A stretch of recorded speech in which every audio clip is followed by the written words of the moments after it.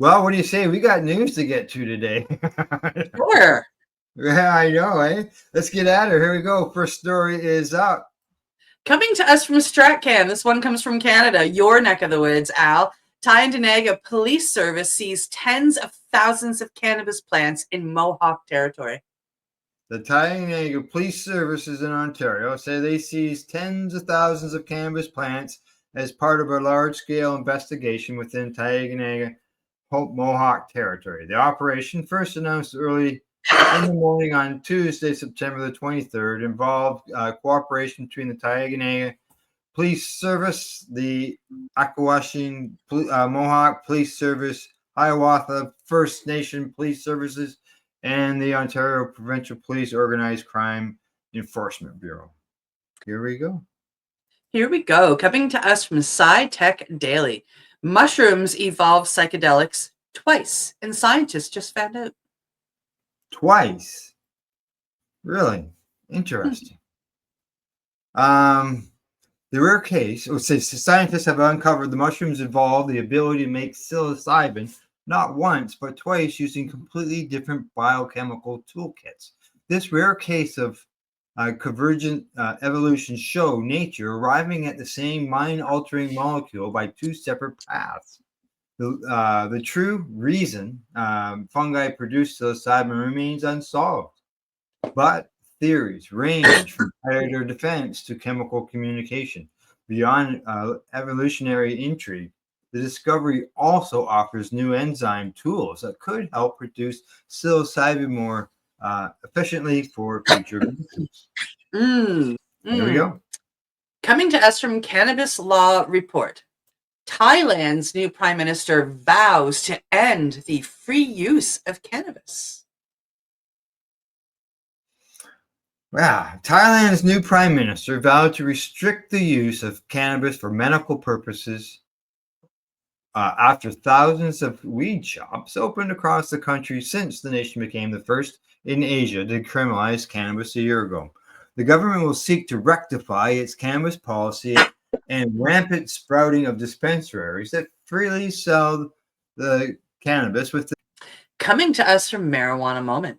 Utah church that uses cannabis, psychedelics, and vapes as sacraments sues over police raids. Good, fighting back in the courts. Months after Utah's ban on flavored vapes, Black House, a former Sugar House vape shop, became a sanctuary and a safe haven for those searching to get flavored cartridges for spiritual and religious practices. The electronic cigarettes joined other sacraments that have been at the center of religious legal challenges in the state, like psychedelic mushrooms and cannabis. But after Utah law enforcement agencies raided the Sugar House location, as well as the Salt City Sanctuary in Salt Lake in August, all of these sacraments have been put into legal question, with the Sugar Leaf Church, the institution overseeing both sanctuaries, initiating a lawsuit to keep them. All right, we'll start off in the U.S. Here we go.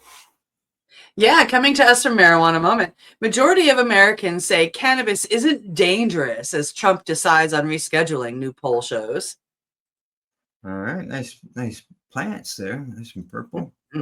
A new poll shows that a majority of Americans don't consider cannabis dangerous, though most do think consuming cannabis increases the likelihood that people will transition to using more dangerous drugs. The survey from Rasmussen Reports, widely viewed as a conservative polling firm, asked several questions dealing with cannabis and other drug-related topics as President Donald Trump considers the cannabis rescheduling proposal. International Cannabis Business Conference. There's a survey. German cannabis associations average 275 members. Nice. Starting on July the 1st, 2024, adults in Germany can apply to their local authority to launch an adult use cannabis cultivation association. Cultivation associations, some referred to as social clubs, involve consumers registering with the association and acquiring products legally. Now, according to the most recent data from the Federal Association of Cannabis Cultivation Associations, The total number of approved German Cultivation Association applications is now 323. BCAV lists that 743 total applications have been submitted to date. Time to us move on to the next story. Here we go. It's up. Coming to us from Stupid Dope. Cannabis access for veterans, health, dignity, and justice. Yes. Here we go.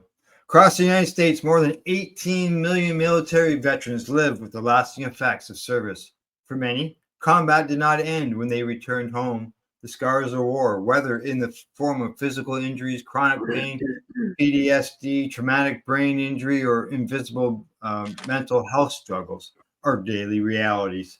Yet, despite decades of evidence supporting cannabis as a therapeutic tool, American veterans still face barriers to safe and consistent access. This disconnect between need and availability has sparked a growing movement among veterans, healthcare advocates, policymakers, and everyday citizens. As its core is a simple but powerful message. U.S. military veterans deserve access to safe cannabis as part of their healthcare. Alrighty, time for us to move on to the last story of the day. And this one we're gonna keep over and traveling around the world. Here we go. Next story is up. Coming to us from International Cannabis Business Conference, Sri Lanka to invest in medical cannabis projects. All right, another country. Here we go. Anyone who has followed Sri Lanka's economy in recent years knows that it has struggled. In 2022, the nation's inflation rate soared to 50%, and Sri Lanka's residents experienced frequent shortages of essential goods. The country was in major debt and defaulted on its foreign debt interest payment. The economic crisis, which was the worst in Sri Lanka's history, resulted in the International Monetary Fund lending Sri Lanka billions of dollars to help it jumpstart its economy. Since that time, the island nation in South Asia has searched for ways to create jobs and generate revenue and is reportedly set to invest in multiple cannabis-focused projects.